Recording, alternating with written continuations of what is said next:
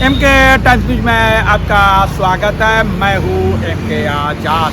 दर्शकों की मांग लगातार बढ़ रही थी कि जेफरी एप्स्टीन के फाइल के बारे में चर्चा क्यों नहीं करते। तो चलिए एक बार फिर जेफरी एप्स्टीन की फाइल को टटोलने की कोशिश करते हैं। और महत्वपूर्ण बात यह है कि इस समय में हरदीप सिंह पुरी जो पेट्रोलियम मंत्री है उसको लेकर पूरी तरह से भारत की राजनीति गर्म होता हुआ दिखता है।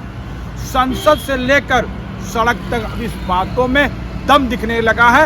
और जिस बात को लेकर हरदीप सिंह पुरी ने प्रेस कॉन्फ्रेंस की और जो बातें किए उन चीज़ों को टटोलते चले जाइए। और उसके पहले यह भी जान लीजिए कि हरदीप सिंह पुरी तो केंद्रीय पेट्रोलियम मंत्री है, तो वो संसद में क्यों नहीं बोले, अपने तमाम सफाई को वो संसद में क्यों नहीं बोले, इस बात को भी आज टटोलते हैं और समझने की कोशिश करते हैं। तीसरी महत्वपूर्ण बात यह है कि पवन खेड़ा ने उनके प्रेस कॉन्फ्रेंस के सवालों को लेकर जो बात एक पोस्ट में कही उसके मायने क्या है, बड़ा महत्वपूर्ण बातें सामने आता हुआ दिखता है। और यह महत्वपूर्ण और यह इसलिए भी महत्वपूर्ण हो जाता है कि करीब 80 देशों के कई लोगों ने अब महत्वपूर्ण पदों में बैठने वाले ने एप्स्टीन फाइल में नाम आने के बाद इस्तीफे दे दिए। और समझते चले जाइए कई देशों में इसको लेकर धरना प्रदर्शन चालू है, तो समझते चले जाइए। लेकिन भारत में जैसे जैसे इस नामों को लेकर आगे बढ़ते चले जाइए तो किसी के कान में जूं बिल्कुल नहीं रेंग रहा है। महत्वपूर्ण यह बात है कि जब देश के विपक्ष के नेता जब राहुल गांधी को संसद में बोलने नहीं दिया गया, वह भी बजट सत्र के आहूत के बाद, तो महत्वपूर्ण हिस्सा यह हो जाता है कि राहुल गांधी से इतना डर क्यों गए हैं मोदी सरकार। और कई बातों को लेकर राहुल गांधी अपनी बात को स्पष्ट करते हैं। एक तो एमएम नरवणे की किताब के बारे में सवाल जवाब चाहते हैं, इसको लेकर संसद में कई बार गतिरोध कायम रह चुका है और ये कायम और भी रहेंगे। तो एमएम नरवणे की किताब को लेकर सवाल पूछे जा रहे हैं। तो दूसरा सवाल एप्स्टीन फाइल को लेकर भी पूछे जा रहे हैं। राहुल गांधी ने एप्स्टीन फाइल में हरदीप सिंह पुरी के नाम आने के बाद सरकार को कार्रवाई के लिए पूरी तरह से प्रेशर पॉलिटिक्स करते हुए नजर आते हैं। और तीसरा महत्वपूर्ण बात यह है कि राहुल गांधी अमेरिका और भारत के ट्रेड डील में भी सरकार को घेरते हुए नजर आते हैं। और इसी के इर्द गिर्द पूरी भारत की राजनीतिक आवाज दिखता है। बड़ा महत्वपूर्ण यह सवाल है कि हरदीप सिंह पुरी ने किन सवालों को लेकर मीडिया के सामने आया और वो संसद में क्यों नहीं बोले, अपनी सफाई में जो कुछ वो प्रेस कॉन्फ्रेंस में करते हुए नजर आए उसको वह संसद में क्यों नहीं बोले। कहा जा रहा है और अंदर खाने की रिपोर्ट बताती है कि हरदीप सिंह पुरी यदि कोई बात संसद में बोलते, चूंकि वो मंत्री है, तो वह रिकॉर्ड में शामिल हो जाता है। तो इस रिकॉर्ड से बचने के लिए यदि वह वहाँ कह देते तो वो रिकॉर्ड में आ जाता। महत्वपूर्ण बात यह है। तो एक बात तो समझ में आ गई कि यदि हरदीप सिंह पुरी संसद में बोलते तो उनकी बात रिकॉर्ड में आ जाती और यह मोदी सरकार के लिए खतरे की घंटी थी। और इसको लेकर फिर सवाल जवाब और माहौल गर्म होता हुआ दिखता। इसीलिए हरदीप सिंह पुरी को लेकर भारतीय जनता पार्टी ने कोई रिस्क नहीं लिया राजनीतिक गलियारों पे इस बात का चर्चा।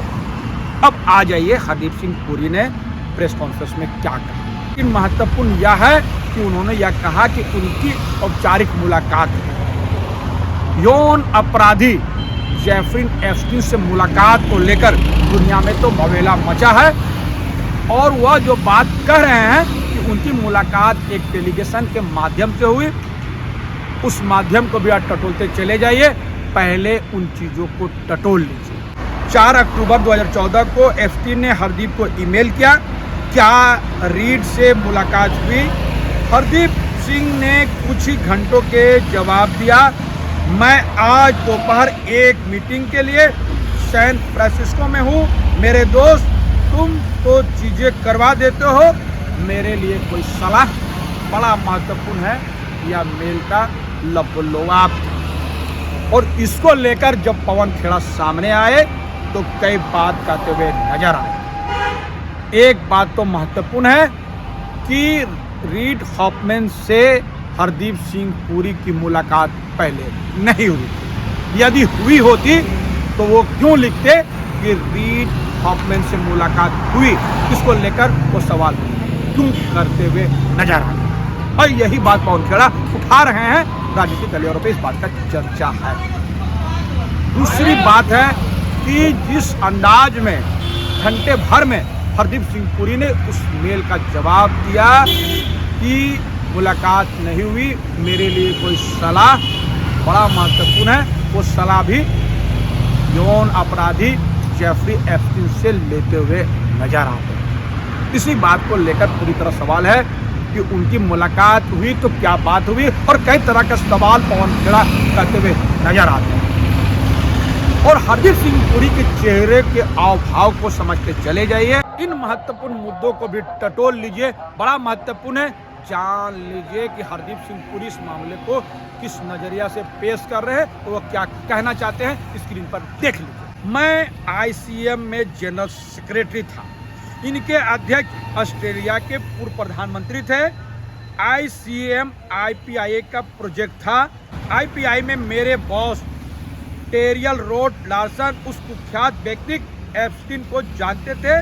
आईपीआई और आईसीएम के डेलीगेशन के तौर पर मैं जेफरी एप्स्टीन से 3 या अधिकतम 4 बार मिला हूँ। इससे यह स्पष्ट होता है कि हरदीप सिंह पुरी 4 बार करीब प्रेस कॉन्फ्रेंस में वो कहते हुए नजर आते हैं कि मैं 2009 में संयुक्त राष्ट्र संघ में भारत का राजदूत रहा हूँ और मैं 2017 से मंत्री भी हूँ, इसलिए मुलाकात की जो बातें कही जा रही है वह पहले कहते हुए नजर आते हैं कि तमाम मुलाकातें उनके मंत्री बनने से पहले की है और वो पूरी तरह से सरकार को बचाने का एक प्रयास करते हुए नजर आते हैं। महत्वपूर्ण बातें क्या भी, और जब परत दर परत खुलते चले जाएंगे तो महत्वपूर्ण बातें सामने आता हुआ दिखेगा।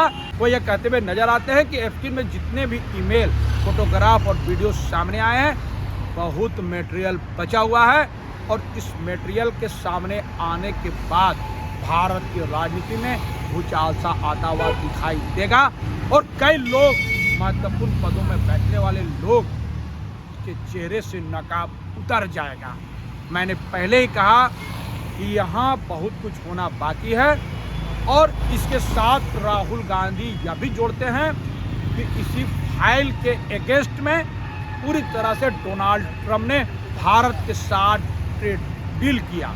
और महत्वपूर्ण यह भी बात है कि डोनाल्ड ट्रंप खुद कहते हैं कि मैं चाहूँ तो भारत के प्रधानमंत्री नरेंद्र मोदी का कैरियर के बारे में जो बातें कहूँगा तो उनका कैरियर पर बड़ा गहरा असर पड़ेगा और उनकी धमकी के बाद ट्रेड डील, और वह भी कृषि सेक्टर में, यह बात हजम बिल्कुल नहीं होती। और यही बात राहुल गांधी दोहराते हुए नजर आते हैं। और राहुल गांधी पहले ही कहते हैं कि नरेंद्र जी सरेंडर जी हैं।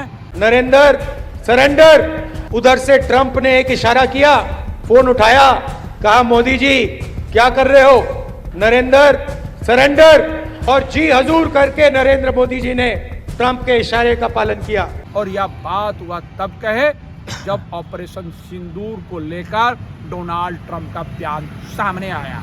डोनाल्ड ट्रंप साफ साफ कहते हुए नजर आए कि मैंने ही भारत और पाकिस्तान के बीच में सीज फायर किया।